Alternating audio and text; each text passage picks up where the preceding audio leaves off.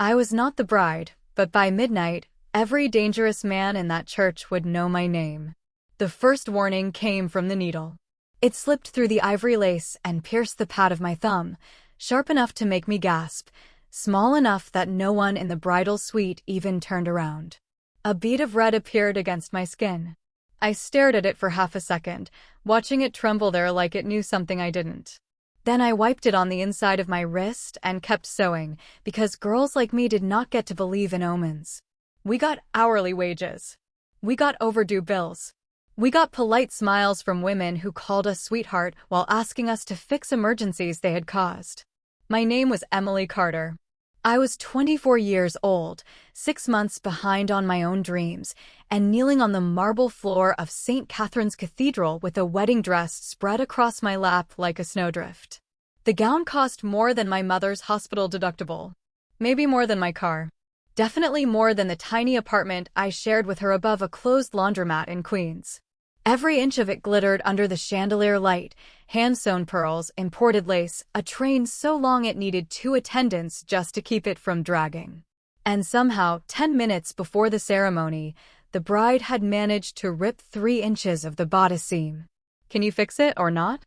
Vanessa Hale had asked me, standing in front of the mirror with her arms crossed, her diamond bracelet throwing little blades of light across the walls. She was beautiful in the kind of way expensive women were beautiful, polished until nothing human showed. "Yes," I whispered. "I just need a few minutes." She rolled her eyes like my voice annoyed her. That happened often. I had a quiet voice. Not weak, exactly. Just quiet. The kind people spoke over. The kind people forgot as soon as they left the room. My boss at the bridal shop said I had gentle hands and no spine, which was why nervous brides liked me and angry ones bullied me. I never corrected her. It was easier to lower my eyes, thread the needle, and survive the day. Outside the bridal suite, the cathedral hummed with wealth. The organist played soft, warm-up notes that rolled through the walls like distant thunder. Men laughed too low. Women clicked across the stone floor in heels. Somewhere beyond the double doors, hundreds of guests waited beneath arches of white roses. But this did not feel like a wedding. It felt like a trial. There were too many men in black suits standing at the exits. Too many earpieces. Too many silent glances passing between people who never smiled. I had worked society weddings before. Bankers. Lawyers. A senator's niece once. Rich people love security, but this was different. This felt locked from the inside. Vanessa's phone buzzed on the vanity. She looked at the screen. For 1 second, her perfect face changed. Not fear. Calculation. Then she turned to me and said, "Keep your head down, seamstress." I blinked. "Excuse me?" But she was already moving. She gathered the front of her gown, slipped behind the dressing screen, and when I heard the soft click of the side door, I thought she was only stepping out for air. 1 minute passed. Then 2. I finished the last stitch and looked up. "Miss Hale." No answer. The room was suddenly too still. The veil lay across the chair. The bouquet sat on the table. Her shoes were gone.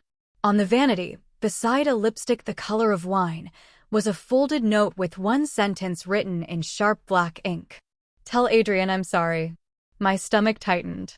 I stood so quickly the gown slid from my lap. "Miss Hale," I said again, louder this time. That was when the footsteps stopped outside the door. Heavy. Measured. Not rushing. Whoever stood there did not knock like a guest. He knocked like the room already belonged to him.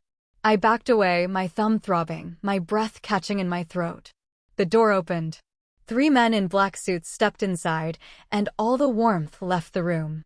The tallest one looked from the empty mirror to the gown in my hands, then to the veil that had slipped partly over my hair when I stood. His expression did not change. "The ceremony starts now," he said. I shook my head. "No, I'm not her. I'm just here to fix the dress." His eyes moved to the note on the vanity, then back to me. For the first time, something like urgency crossed his face. Not panic. Men like him did not panic. They adjusted the world around the problem. "Put on the veil," he said. My voice barely came out. "What?" He stepped closer, careful but final. Today, Miss Carter, you are walking down that aisle. For one strange second, I thought I had misheard him. The words hung between us, impossible and cold, while the organs swelled beyond the walls like the church itself was breathing. No, I said, and the sound surprised me because it was small, but it was clear. You need to call someone. The bride left. I can show you the note. I can help explain. The tall man did not look cruel. That made it worse. Cruel people gave you something to fight. This man looked like an employee fixing a schedule mistake before it became expensive. There is no time to explain, he said. There is always time to explain before you drag a stranger into a wedding. My hands were shaking so badly the pearls on the dress whispered against each other. The second man moved toward the side door, checked the hallway, and gave a short nod. The third reached for the veil. I stepped back. Do not touch me. All three men froze. Not because they were afraid of me. I knew that. I was 5'4" in borrowed flats, with a sewing kit in one hand and a bleeding thumb pressed into my palm. But something in my voice made the room pause. The tall man studied me, and for a heartbeat I thought he might actually listen. Then his phone buzzed. He glanced at the screen, and whatever patience he had disappeared. Miss Carter, he said quietly, there are over 300 people in that church. Half of them came to witness a peace agreement dressed as a marriage. If the aisle stays empty, this building becomes the center of a war you do not understand.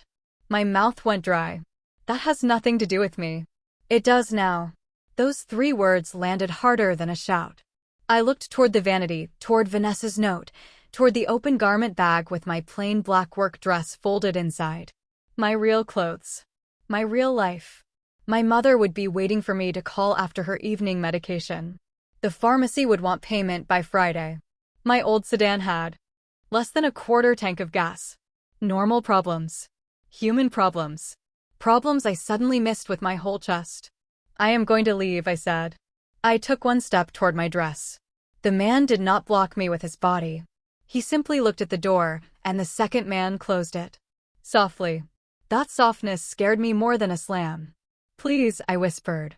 The words slipped out before I could stop it, and I hated myself for it. The tall man looked away first. Put on the veil. Walk to the altar. Say nothing unless Mr. Blackwell asks you a question. After that, he decides. Who is Mr. Blackwell? I asked, though some part of me already knew. The name had been everywhere in the bridal suite. On the embossed invitations. On the silver cuff links waiting in a velvet box. On the lips of every nervous planner who had hurried past me since noon. Adrian Blackwell. The groom no one joked about. The man people lowered their voices for. The man Vanessa had apparently chosen to run from. The tall man picked up the veil and held it out, not touching me, just offering the edge like a command disguised as courtesy. I stared at it. White tulle. Tiny crystals. A beautiful thing turned into a blindfold. I thought of my mother sitting in her recliner with a blanket over her knees, telling me that courage did not always roar. Sometimes it was just the breath you took before doing the thing that terrified you. I took the veil. My fingers felt numb as I set it over my hair. The room blurred at the edges. The men opened the door, and the sound of the organ rushed in, louder now, fuller, swallowing my pulse. The hallway stretched ahead in creamstone and candlelight. A wedding coordinator saw me and nearly cried with relief. There you are, she breathed, not looking closely enough to see I was not the woman she had dressed. No one ever looked closely at the quiet girl holding the emergency sewing kit. We moved toward the sanctuary doors. Each step felt borrowed. The dress was too long. The bodice too tight. The bouquet was pushed into my hands, white roses cold against my palms. When the doors opened, every head turned. 300 faces became one silent wall. The aisle ran forward like a sentence I had not agreed to finish. And at the end of it stood Adrian Blackwell, perfectly still beneath the arch of roses, his black suit cut sharp enough to make every other man in the room look unfinished. He did not smile. He did not move. His pale gray eyes found me through the veil, and I felt the exact moment he realized I was not his bride. The world did not stop when Adrian Blackwell recognized the mistake. That was the first thing I learned about powerful men. Their eyes could change, their silence could sharpen, but the world around them kept obeying as if fear had its own gravity. The organ continued. The guests remained standing. The white roses trembled slightly in the draft from the open doors, and I stood at the beginning of the aisle with a bouquet freezing my fingers and a veil hiding the face that did not belong there. Adrian did not look at the men beside me. He looked only at me. Not confused. Not angry. Just intensely, terrifyingly awake. His gaze moved over the veil, the dress, my shaking hands, the tiny red mark on my thumb where the needle had gone through skin. Then his eyes lifted back to mine, and I knew he knew everything. I wanted him to stop it. I wanted him to raise one hand and say there had been a mistake, that the wedding was over, that the quiet seamstress could go back to being invisible. Instead, he stepped down from the altar. One step, then another. Every conversation that had been trying to breathe behind polite smiles died at once. He moved like a man who had never hurried in his life, because the world was trained to wait for him. When he reached me, he did not take my arm. He did not touch my waist. He simply held out his hand, palm up, and waited. The gesture was almost gentle. That made it unbearable. I leaned close enough for only him to hear me. I am not Vanessa. His expression did not move. I know. My breath caught. Then stop this. For the first time, something flickered in his face. Not softness. Not yet. Something colder than regret and heavier than anger. I cannot. The words slipped under my ribs like ice. Behind him, I saw older men. In the front pew watching us with the focus of judges. One had silver hair and a red carnation pinned to his lapel. His smile was small and empty. Another woman in emerald silk clutched her purse so tightly her knuckles had turned white. Nobody looked shocked enough. Nobody looked innocent. Adrian lowered his voice. What is your name? I almost laughed because the question felt absurd. He was about to turn me into a bride in front of hundreds of strangers, and he still did not know my name. Emily Carter. His eyes stayed on mine. Emily Carter, I am going to give you a choice that is not fair. My throat tightened. That is not a choice. No, he said quietly. But it is the only honest thing I can offer you in this room. The honesty almost broke me. A liar would have been easier. A monster would have been simpler. But Adrian Blackwell stood in front of me with a church full of dangerous people at his back and told me the cage had a name. Walk with me to the altar, he said, and I will make sure you leave this building alive and untouched. Refuse in front of them, and men who already feel insulted will look for someone weaker to blame. I thought of my mother. I thought of her pill bottles lined beside the sink. I thought of the way she smiled when she was scared, so I would not be. My hand rose before I gave it permission. I placed it in his. His fingers closed around mine, firm but careful, as if he understood I was not accepting him. I was surviving the aisle. We turned together. The organ swelled. Every step forward felt louder than thunder. Through the veil, I saw faces blur into pale shapes and dark suits. I heard whispers, silk shifting, someone drawing in a sharp breath. Adrian kept his pace slow enough for me to follow, but close enough that no one could miss the message. Whatever mistake had happened, he had claimed responsibility for it. At the altar, the priest looked as pale as the candles. His eyes darted from Adrian to me, then to the front pew, where the silver-haired man tilted his head like a warning. The ceremony began in a voice that trembled only once. I barely heard the words. Love. Honor. Covenant. They floated past me like things from another life. My whole world had narrowed to Adrian's hand around mine, and the cold metal of a ring being lifted from a velvet cushion. When the priest asked if anyone objected, the silence felt alive. Adrian turned slightly toward me. He leaned close, his breath steady near my ear, and whispered, "Wrong bride." My heart stopped. Then his voice dropped even lower. But perfect. The word perfect did not feel like praise. It felt like a door closing behind me with no handle on my side. My fingers went cold inside Adrian Blackwell's hand, and for one wild second, I almost pulled away in front of everyone. I almost let the church see the truth in my face. Then the silver-haired man in the front pew shifted, and the air around him changed. Not loud. Not obvious. Just enough for Adrian's grip to tighten by a fraction, careful but warning. Stay still. Breathe. Survive. The priest looked at me with eyes that begged me not to make him ask twice. Do you, he said, his voice barely steady, take this man, the rest blurred. Adrian's name. Promises. Words that belonged to people who had chosen flowers together, tasted cake together, laughed over seating charts and first dances. I had chosen none of this.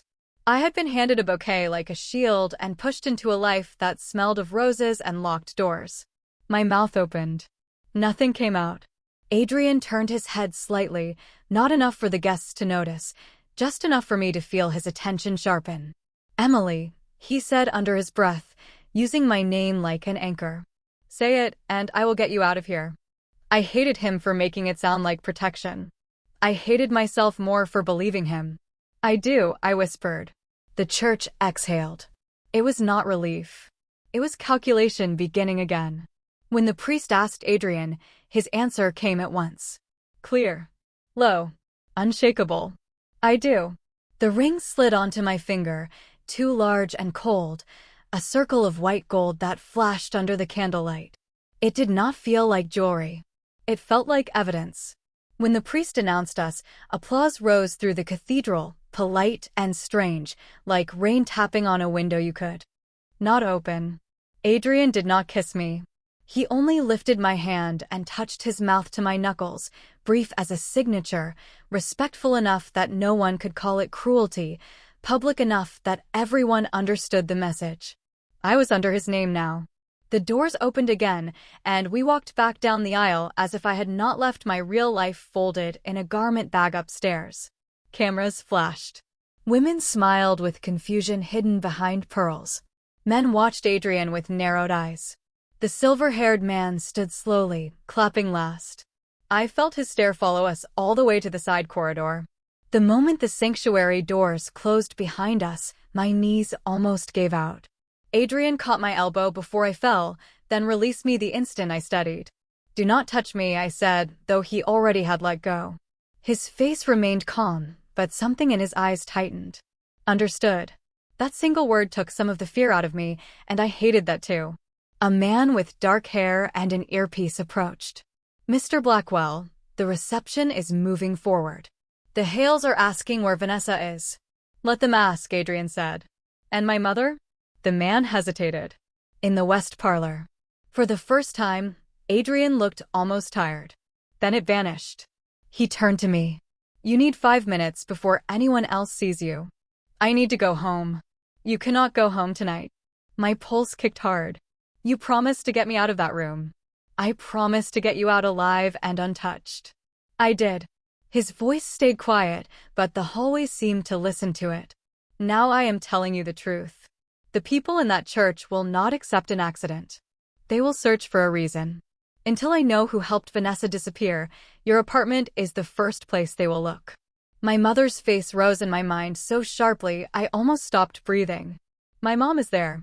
Adrian's expression changed. Not much. Just enough. He looked to the man with the earpiece. Send 2 women from my household staff to Mrs. Carter. No uniforms. No names. Groceries, medication, whatever she needs. Make it look like a hospital volunteer visit. I stared at him. How do you know my mother needs medication? His eyes returned to mine, steady and unreadable. I did not. The answer should have comforted me. It did not. Because it meant he had guessed from the way fear had crossed my face, and that was worse. Adrian Blackwell did not need files to find a person's weakness. He only needed one breath. The west parlors smelled like polished wood, expensive flowers, and secrets that had been sitting too long in a closed room. Adrian led me there through a side hallway where the music from the reception became a soft, distant pulse, something cheerful happening to other people. My borrowed dress whispered over the floor with every step. The ring on my finger kept slipping toward my knuckle because it had been sized for Vanessa, not me. That detail made my stomach twist. Even the symbol of my new life did not fit. 2 men stood outside the parlor doors, but they moved aside before Adrian spoke. Inside, an older woman stood near the fireplace with a glass of water untouched in her hand. She wore a navy dress, pearls at her throat, and the kind of stillness that came from years of never showing pain in public. Her hair was silver, not from age alone but from endurance. When she turned, I saw Adrian's eyes in her face, the same pale gray, the same careful control. Then she looked at me. Not at the dress. Not at the ring. At me. So, she said softly, "You're the girl who kept my son from bleeding this family open in front of God and everyone." I did not know what answer could possibly be safe, so I gave the only honest one. I am the girl who was sewing a dress and got dragged into a wedding. The room went silent. Adrian's mother blinked once, then to my shock, almost smiled. Good. A truthful one. Adrian closed the door behind us. Mother, this is Emily Carter. I gathered that when she looked more terrified than ambitious. Her gaze moved to him, and the temperature seemed to drop. Where's Vanessa? Gone. By choice. The note suggests so. Notes can be placed. Adrian's jaw tightened. I know. I stood between them, hearing the conversation like it was coming through water. Vanessa gone. Notes planted. Families watching. My mother alone in Queens. My real dress upstairs. My phone. Somewhere in the bridal suite. Every piece of my ordinary life had been scattered, and these people were discussing it with the calm of surgeons. I need to call my mom, I said. Adrian looked at me. You will. Now. His mother's eyes sharpened, but not with anger. Interest. Adrian reached into his jacket and handed me his phone without hesitation. Use mine.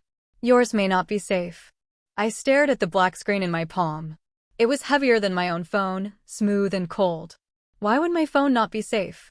Because if Vanessa planned this, she may not have acted alone. And if she did not plan it? I asked. Then someone planned it around her. His mother set her glass on the mantel. Adrian. One word.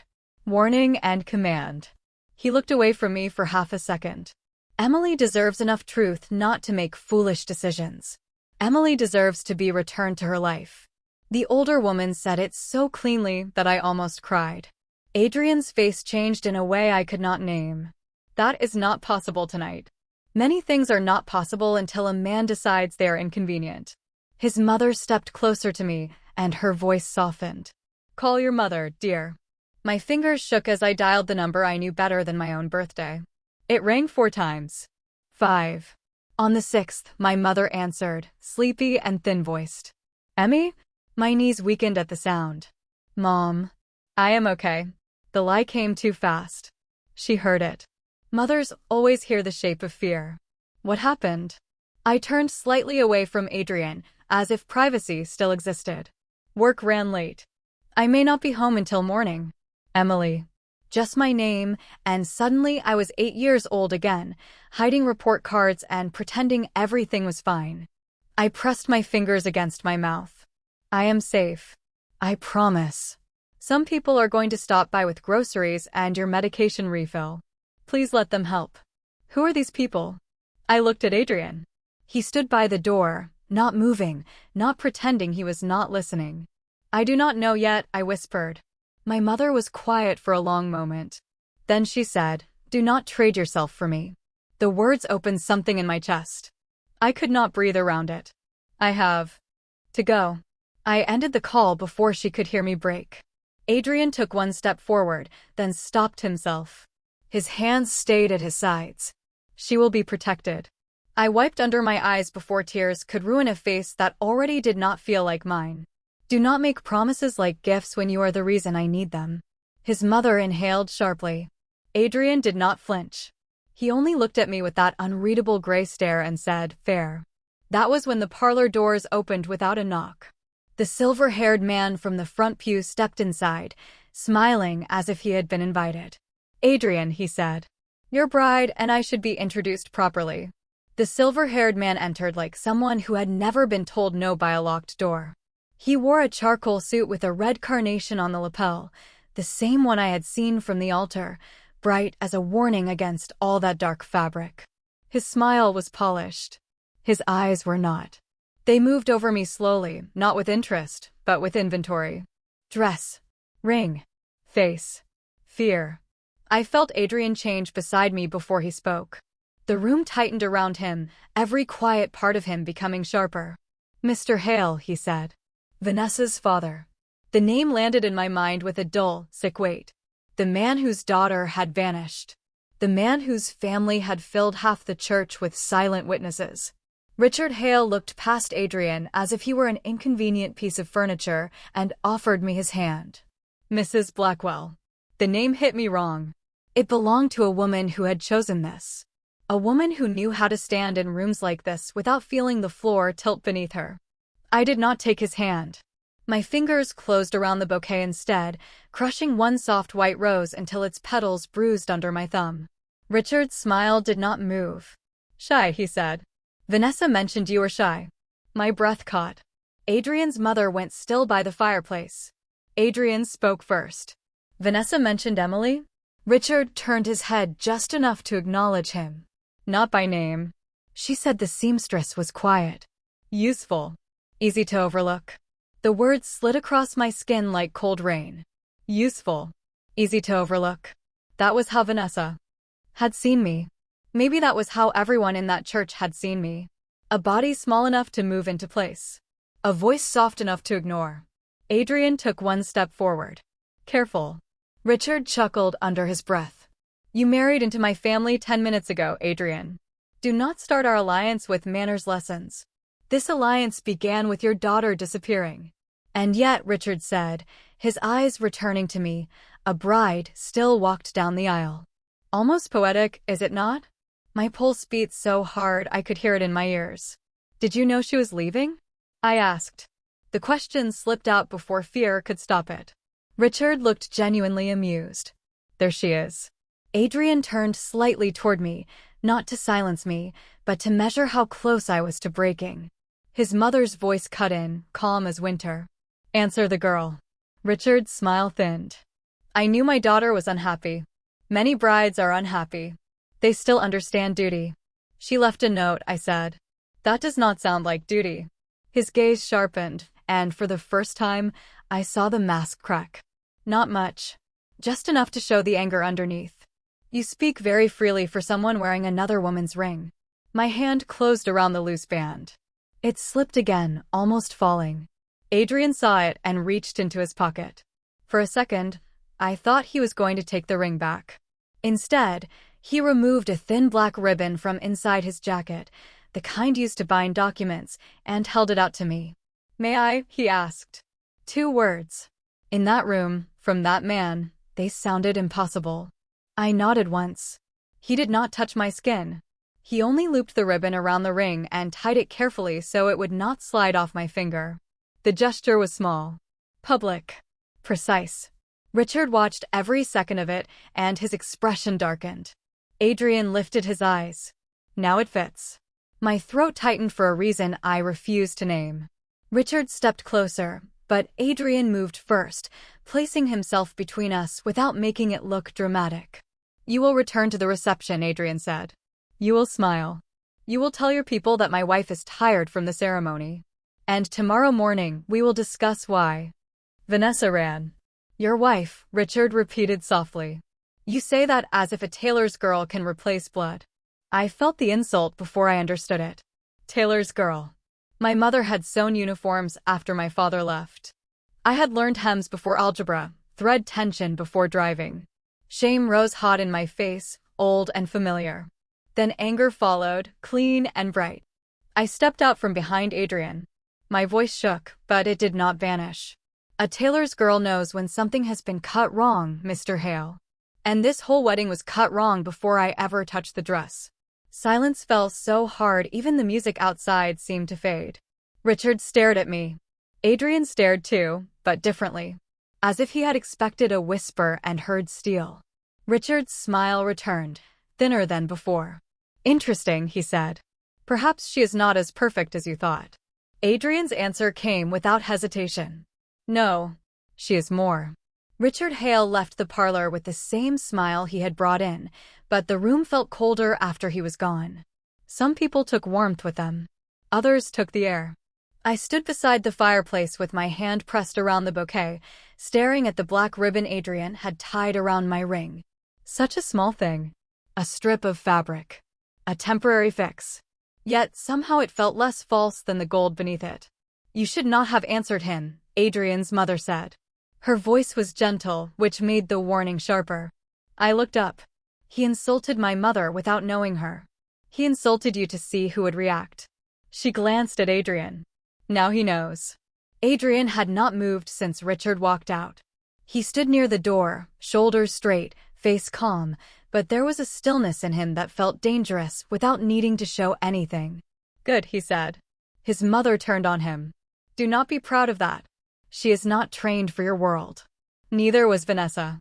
Vanessa was born in it. And still ran from it. The words snapped through the room. Then silence. His mother's face softened, not with agreement, but with grief she was too disciplined to display. For the first time, I realized this wedding had not only trapped me. It had exposed a crack in their family so old everyone had learned to step around it. I held out Adrian's phone. I want my own clothes. He took the phone but did not look away from me. I will have them brought down. No. I want to get them myself. His mother's eyebrows lifted slightly. Adrian studied me for a long moment. The bridal suite may not be secure. I almost laughed. Nothing about tonight has been secure. A faint shadow passed through his eyes. Not amusement. Something close to acknowledgement. You will not go alone. I figured. We walked back through the side corridor with 2 guards behind us and 1 ahead, as if I were something fragile and valuable or dangerous and unpredictable. I had never been either. The reception noise grew louder when we passed the ballroom doors. Music. Crystal. Laughter too polished to be real. I caught a glimpse of guests moving beneath gold light, lifting champagne glasses while pretending a bride had not been replaced in front of them. Rich people were better at pretending than anyone I had ever met. Upstairs, the bridal suite looked exactly as I had left it, which somehow made everything worse. The torn thread on the floor. The open garment bag. Vanessa's lipstick uncapped on the vanity. The note was gone. Adrian noticed at the same time I did. His hand lifted slightly, and the men behind us stopped at the threshold. Did you touch it? He asked. No, my voice came out thin. It was right there. He looked around the room slowly. Not like a husband. Not like a groom. Like a man reading a crime written in objects. Stay by the door. I am not a child. No, he said. You are a witness. The word made my stomach turn. Witnesses in stories like this did not have peaceful lives. They had locked doors, changed names, and people telling them what not to say. I crossed to the garment bag anyway. My plain black dress hung inside, wrinkled and ordinary and more beautiful to me than any bridal gown in the world.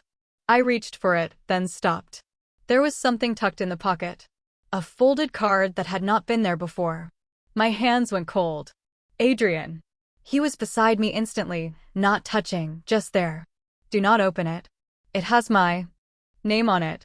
That made his face change. I turned the card over. Emily Carter was written across the front in the same sharp black ink as the note Vanessa had left. My pulse climbed into my throat. Adrian held out his hand. Give it to me. I should have. Maybe a smarter woman would have. But the card had my name, not his, and something inside me was tired of being moved around by people who spoke over my head. I opened it. There were only 7 words inside. Thank you for wearing what I could not. The room tilted. Adrian took the card from my shaking fingers, read it once, and went completely still. Vanessa wrote this, I whispered. Yes.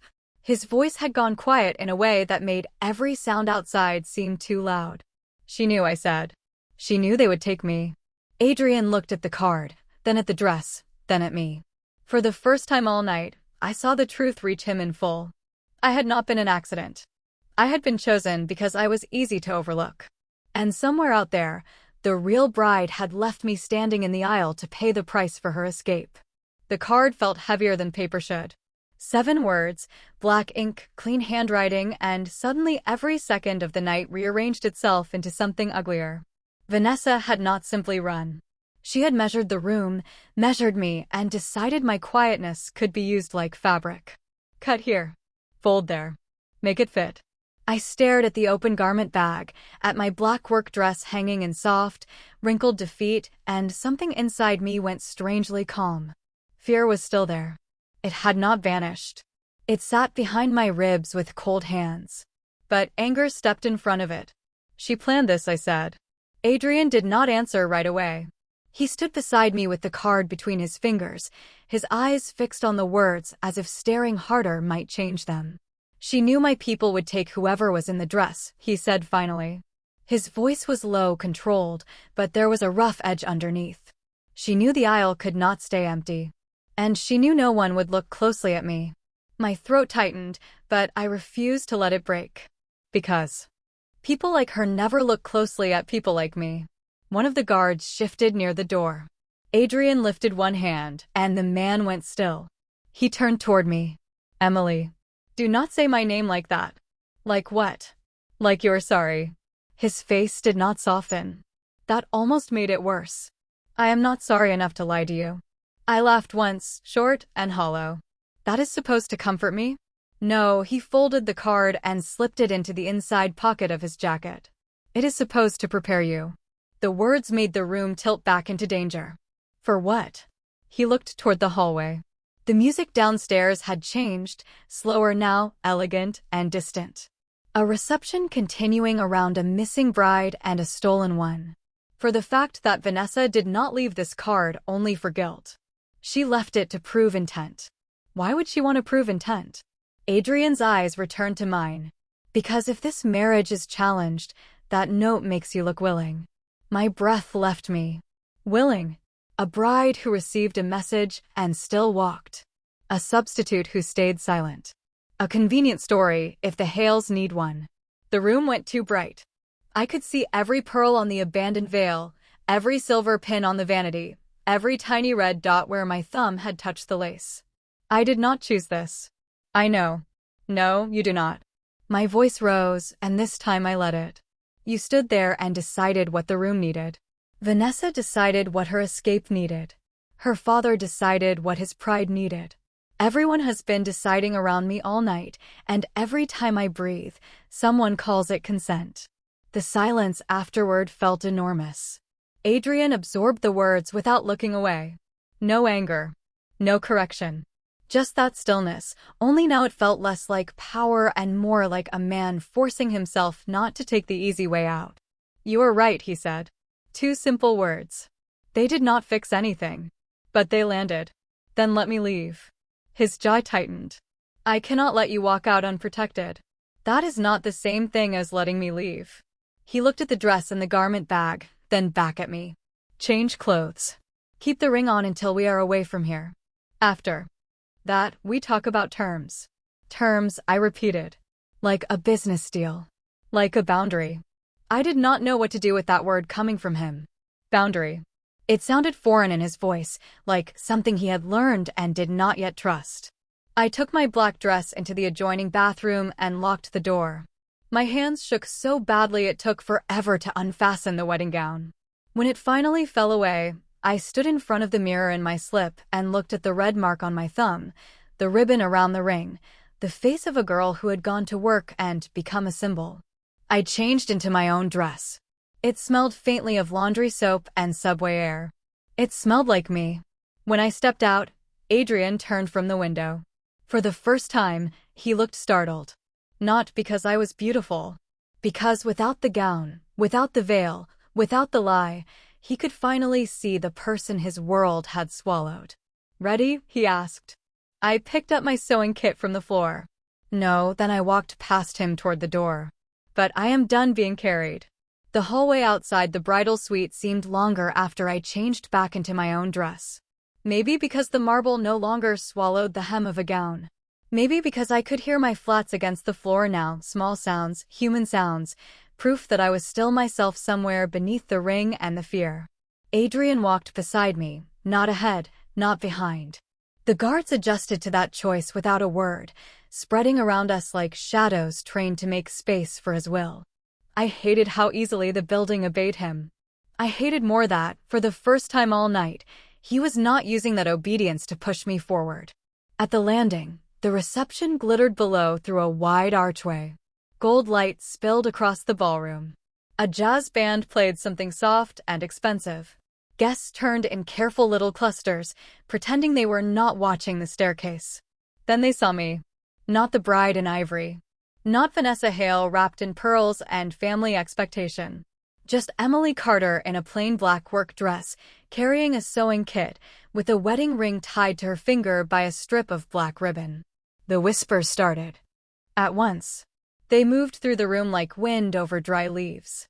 Adrian stopped at the top of the stairs. "We can take the service exit," he said quietly. I looked down at the crowd.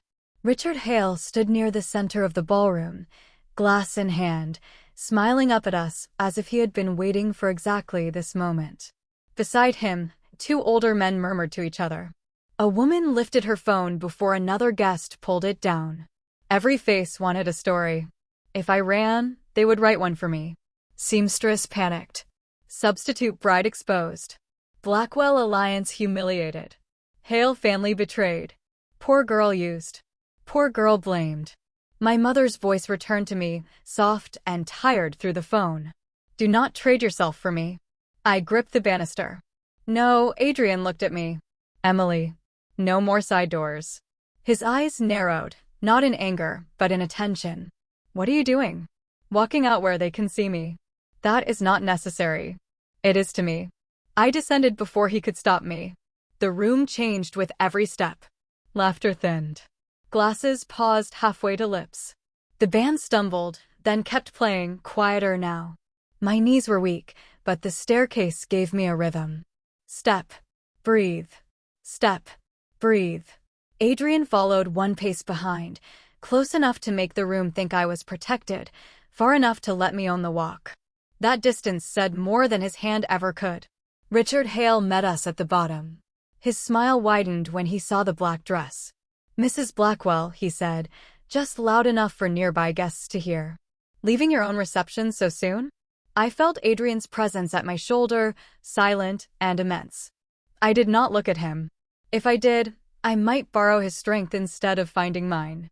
"I was never dressed for a reception, Mr. Hale." A few guests heard. Their eyes sharpened. Richard's smile flickered. A bride should understand presentation. A bride should understand consent. The word dropped between us like a glass breaking, though nothing shattered. Richard's gaze cooled. "Careful, young lady." My voice trembled. I let it. I have been careful my whole life. Careful not to bother people. Careful not to take up space.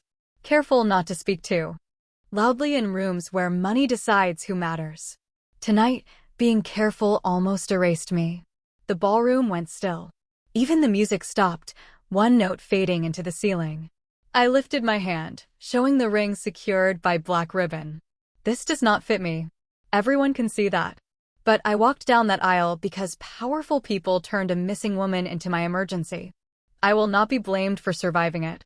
Richard's face hardened, but before he could answer, Adrian stepped beside me, not in front of me. "My wife has spoken clearly." My breath caught at the word, but this time he did not say it like possession. He said it like witness. Richard looked from him to me, realizing the room had shifted. Not enough to defeat him. Enough to deny him the easy lie. Adrian turned to the guests. "The evening is over. Thank you for attending." No apology. No explanation. Just a command wrapped in manners. People began moving because people always moved when Adrian Blackwell decided the room was finished. As the crowd broke apart, he leaned close enough for only me to hear. "You just changed the story." I stared at the doors opening to the night beyond the ballroom. "No," I whispered. "I told the first true part." The night outside the cathedral was colder than it had been when I arrived. Maybe the temperature had dropped. Maybe fear had a weather of its own. Black SUVs lined the curb beneath the glow of old street lamps, their windows dark, engines running without sound. Guests spilled out behind us in quiet waves, wrapped in fur coats, silk shawls, and expressions that tried too hard not to look curious. I stood under the stone archway in my black dress, holding my sewing kit like a lunchbox, while the city moved around us as if nothing impossible had happened inside. A cab rushed past on Madison Avenue. Somewhere down the block, a siren cried and faded. Normal life was close enough to hear, but not close enough to touch. Adrian spoke to one of his men in a low voice, then turned to me. My car is ready. I looked at the black SUV nearest the curb. Of course it is. Emily. Do not use that voice. Which voice? The one that makes a cage sound like a favor. He absorbed that without argument. His breath showed faintly in the cold. Then I will say it plainly. I do not want you in a vehicle I have not cleared. I do not want you walking home in shoes that will hurt you after 3 blocks. I do not want your mother answering the door to someone who knows your address before I do. And what do I want? I asked. He went still. It was the first time I had seen a question stop him. Not a threat. Not an insult. Just a question no one in his world seemed trained to ask first. Tell me, he said. The answer came faster than I expected. I want my phone. I want proof that my mother is safe. I want to know where you are taking me before I get into any car. And I want you to stop speaking like my life became yours because a priest said words over us. His pale gray eyes stayed on mine. Done. I blinked. Just like that. He reached into his jacket, took out a phone, and handed it to the man beside him. Bring Miss Carter her phone from the bridal suite. Check it first, then give it to her unlocked, in front of her. The man left without a sound. Adrian turned back to me. My staff has reached your mother. 2 women. One named Grace, one named Helen. They brought groceries, her prescription refill, and a number that reaches my house directly. She refused to let them inside until Grace showed her a pharmacy receipt with your mother's name on it. My throat tightened. She would. She asked them whether you had traded yourself for her. The word struck so directly I had to look away. The city lights blurred. What did they say? They said they did not know. I laughed softly, but it hurt. Honest staff. That is unexpected. My mother hired them. That almost made me smile. Almost. And where are you taking me? My house in Westchester. 42 minutes from here at this hour. Separate room. Lock on your side. Women on staff. No one enters without your permission. I searched his face for the trap. I found control. I found calculation. I also found, beneath both, a man making each word careful because I had taught him the cost of careless ones. And if I refuse? Then I put 3 cars around your apartment building and drive you there myself. That still sounds like control. It is protection shaped badly, he said. I am trying to reshape it. The honesty quieted me more than a perfect answer would have. Before I could respond, Richard Hale emerged from the cathedral steps behind us. Adrian, he called, smooth as glass. Surely your wife will ride with her family for appearances. My stomach tightened. Adrian did not turn immediately. He looked at me first. Not asking permission exactly. Asking where I wanted him to stand. For the first time all night, someone powerful waited for my answer. I faced Richard myself. My family is in Queens, Mr. Hale. His smile thinned. Not anymore. Adrian stepped beside me, his voice calm enough to freeze the air. Choose your next words carefully. Richard's eyes moved to mine, and there it was again, the attempt to fold me smaller. But my hand found the ribbon around the ring, and I remembered the ballroom going silent. I am going with Mr. Blackwell, I said. Adrian's jaw tightened at the formal distance, but he accepted it. Richard gave a small bow, almost mocking. Then enjoy the first night of your arrangement. I did not answer him. I walked to the SUV on my own. Adrian opened the door, then stepped back without touching me. Inside, the leather seat was cold and smelled faintly of cedar. As the car pulled away from the curb, I looked through the tinted window at the cathedral shrinking behind us. I had entered it as a seamstress. I left it as a question no one knew how to answer. The farther we drove from the cathedral, the quieter the city became. Manhattan lights slid across the tinted windows in gold and white streaks, breaking over my reflection until I looked like a stranger sitting inside another stranger's life. Adrian sat beside me, not too close, one hand resting on his knee, the other holding his phone as messages arrived and disappeared beneath his thumb. He did not speak unless he had to. I was grateful for that. Silence, at least, did not demand that I perform. My own phone arrived before we left the curb, checked, wiped of nothing, and placed in my hand while Adrian watched his man do it exactly as promised. There were 12 missed calls from my mother, 3 from my boss at the bridal shop, and 1 text from an unknown number that made my skin go cold. You looked better in white than she ever did. I stared at it until the letters blurred. Adrian noticed. Of course he noticed. May I see? He asked. Not give me that. Not hand it over. May I? I passed him the phone because my fingers had gone numb. He read the message once. The temperature inside the SUV seemed to drop. Vanessa? I asked. Possibly. You do not know? I know it came from someone who wanted you unsettled before you reached safety. He handed the phone back. Do not reply. I was not planning to. My voice sounded braver than I felt. Outside, the city thinned into bridges and dark water, then parkways lined with bare trees. I had only been to Westchester twice, both times to deliver altered gowns to houses with gates and fountains. I remembered thinking those places did not look lived in. They looked displayed. Adrian's house was worse. It rose behind a black iron gate at the end of a long driveway, all pale stone and tall windows glowing in the dark. Not a mansion. A statement. The kind of home that did not welcome people. It received them, judged them, and decided where they belonged. The SUV stopped beneath a covered entrance. Before the driver could open my door, Adrian said, "Wait." He got out first, then stood back as the door opened from the outside. No hand offered. No performance. Space. I stepped onto the gravel with my sewing kit clutched to my chest. The cold air smelled like pine and rain-soaked stone. A woman in her 50s waited at the entrance, wearing a gray cardigan over a black dress, her hair pulled back neatly. Beside her stood another woman, younger, with kind eyes and a tablet in her hands. "Miss Carter," the older woman said. "I am Grace. Helen is still with your mother. She asked me to tell you that Mrs. Carter ate soup, argued about the sodium, and is resting." My throat closed so fast I had to press my lips together. That sounds like her. Grace's face softened. She also said to stop being polite if politeness is getting you trapped. I looked away before anyone could see what that did to me. Adrian said nothing. Maybe he understood that some messages were too sacred for powerful men to touch. Inside, the house was warm and almost painfully quiet. Marble floors. Dark wood. Art I was afraid to breathe near. No wedding flowers. No music. Just the soft sound of staff moving somewhere out of sight.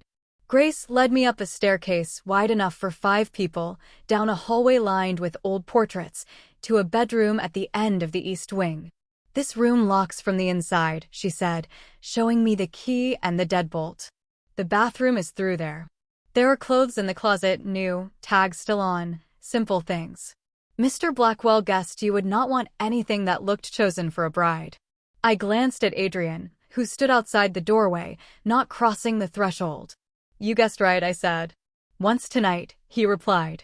The room was beautiful in a way that made me uneasy. Cream walls, a fireplace, a bed turned down with white sheets, windows overlooking black trees, and a frozen garden. On the desk sat a charger, a glass of water, and a small plate of toast, untouched and waiting. My stomach remembered then that I had not eaten since noon. Grace set the key in my palm. "No one enters unless you invite them." Adrian looked at me.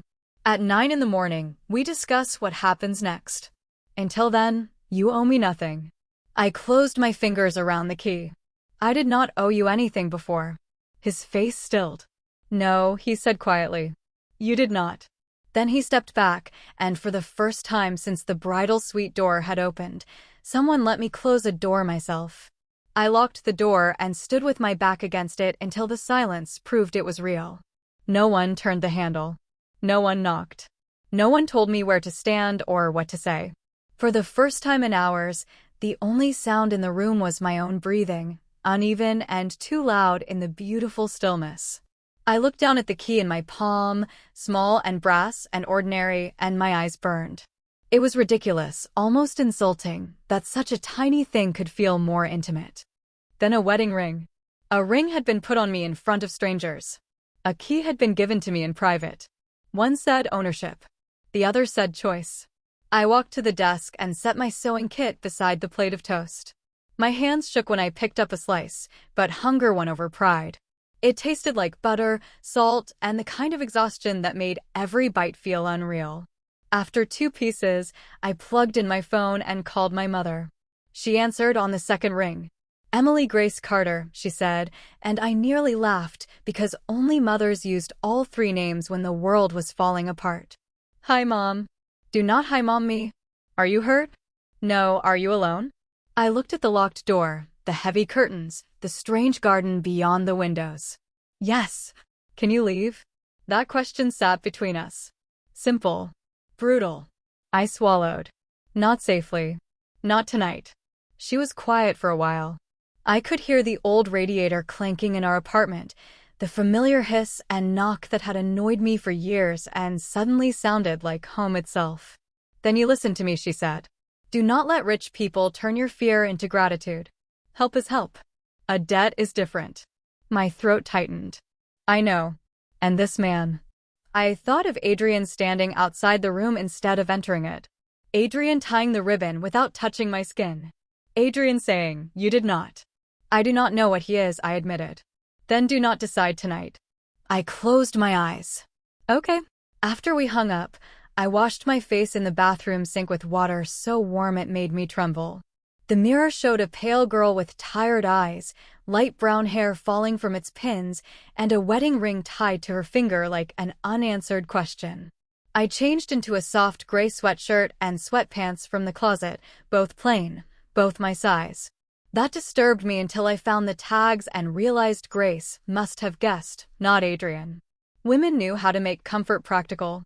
Men like Adrian made it strategic. I tried to sleep. I failed. Every time my eyes closed, I saw the aisle. Richard Hale's smile. Vanessa's note. "Thank you for wearing what I could not." Around 2 in the morning, I gave up and opened the bedroom door. The hallway was dim, lit by small lamps along the walls. No guard stood directly outside. Another choice, maybe, or an illusion of one. I followed the faint glow from downstairs and found the library. The door was half open. Inside, a fire burned low and Adrian sat at a large desk with his jacket off, sleeves rolled to his forearms, a stack of papers spread before him. He looked up immediately. "You should be sleeping." "So should you." "I rarely do." "That sounds unhealthy." Something passed over his face, almost a smile, gone before it became one. "Grace left tea in the kitchen." "I did not come for tea." He leaned back, careful, giving me space even from across the room. "Then why did you come?" I stepped inside but stayed near the door. Because every time I close my eyes, I feel like Vanessa is still choosing for me. His gaze lowered to the papers. "She signed a prenuptial agreement 3 weeks ago. One clause transferred protection guarantees to any legally recognized bride standing in her place at the ceremony." My skin went cold. Any bride? The wording was unusual. I missed it. The confession cost him. I heard it in the flatness of his voice. "She did not only plan to run," I said. Adrian looked at me, the firelight cutting shadows across his face. "No. She planned to make sure whoever replaced her could not be dismissed as nobody." My anger faltered, confused by the shape of the truth. Vanessa had used me. But she had also shielded me. Adrian slid a copy of the agreement across the desk, stopping it before it crossed too close. "At 9, you will have your own attorney. Not mine. Not my family's. Yours. Until then, nothing changes unless you ask for it." I stared at the papers, then at him. "And if I ask you to undo the marriage?" His eyes held mine. "Then I begin trying." Not "I will." Not impossible. Begin trying. It was the first answer that sounded real. The fire cracked softly between us. For the first time that night, the monster in the mansion looked less like a captor and more like a man trapped in a machine he had inherited, reaching for the brake with bloodless hands. Morning came without mercy. Pale. Light pushed through the curtains and laid itself across the floor like evidence. I had spent the rest of the night in the library chair opposite Adrian, not sleeping, not trusting, not leaving either. We spoke in pieces. Legal clauses. Family names. Vanessa's strange protection clause. Richard Hale's need to control the story before it controlled him. Every answer made the room larger and my life smaller. At 8:45, Grace brought coffee, toast, and a navy cardigan because she said big houses were always colder than they admitted. At 9, a woman named Margaret Doyle arrived, sharp-eyed and silver-haired, carrying a leather briefcase and wearing shoes that clicked like punctuation. "I represent you, Miss Carter," she said before she sat down. "Not him. Not his family. Not the house. You." I liked her immediately. For 2 hours, she translated my nightmare into language that could stand up in court. The marriage was legal but challengeable. The ceremony had witnesses, but the circumstances mattered. Vanessa's clause gave me protection, but it also proved premeditation. Richard Hale could not easily accuse me without exposing his daughter. Adrian sat through it all without interrupting. That was new too. Men like him were not used to listening while someone else held the knife called law. By noon, I had 3 choices on paper. Annulment proceedings. Temporary protective marriage status while the Hale matter was investigated. Or immediate separation with security arranged through my attorney, not Adrian. 3 doors. None perfect. But all mine. I stared at the papers until the words blurred. "Can I see my mother before I decide?" Margaret answered before Adrian could. "Yes." I turned to him anyway. Not with a parade of black cars. His mouth almost moved. Almost a smile. 2 cars. Unmarked. 1 car. 1 car and a follow vehicle 3 blocks back. Margaret looked at me over her glasses. "That is actually reasonable." I sighed. "Fine." By late afternoon, I was standing in my mother's apartment in Queens, breathing in laundry soap, tomato soup, and old radiator heat while she held my face in both hands. She looked smaller than she had yesterday.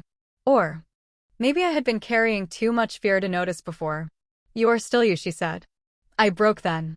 Not loudly. Not dramatically. Just folded into her arms while the city moved outside our window and Helen pretended not to cry near the kitchen sink. When I returned to Westchester that evening, the sky had turned purple behind the trees. Adrian was waiting in the foyer, but he did not ask what I had chosen. He only stood there with his hands at his sides, giving me the silence to speak or not. I held up the papers. Temporary status. 30 days. My attorney controls the terms. I stay in the East Wing. I visit my mother whenever I want. I keep my job if I choose to. You do not pay my debts without asking me. His eyes flickered. Your mother's medical bills are already handled. Anger rose fast. Adrian.